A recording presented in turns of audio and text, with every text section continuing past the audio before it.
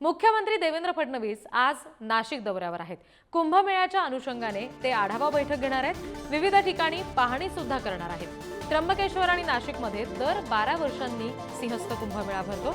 नाशिकचे पालकमंत्री अजूनही ठरलेले नाहीयेत आणि असं असताना आता मुख्यमंत्री नाशिक दौऱ्यावर येत आहेत। त्यामुळे निश्चित त्या दृष्टीने सुद्धा आता याच्या आढावा बैठकीला महत्त्व असेल।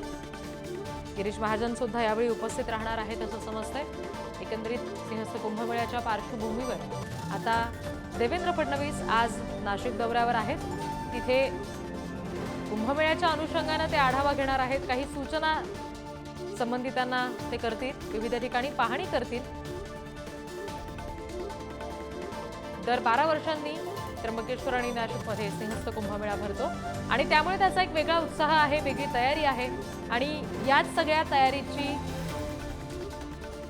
कशी लगबग आहे याचा आढावा मुख्यमंत्री फडणवीस घेणार आहेत। आज ते नाशिक दौऱ्यावर आहेत आणि या बैठकीमध्ये सगळ्या संबंधित अधिकाऱ्यांना योग्य त्या सूचना केल्या जातील।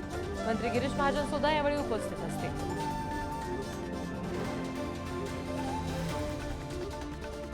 Thank you.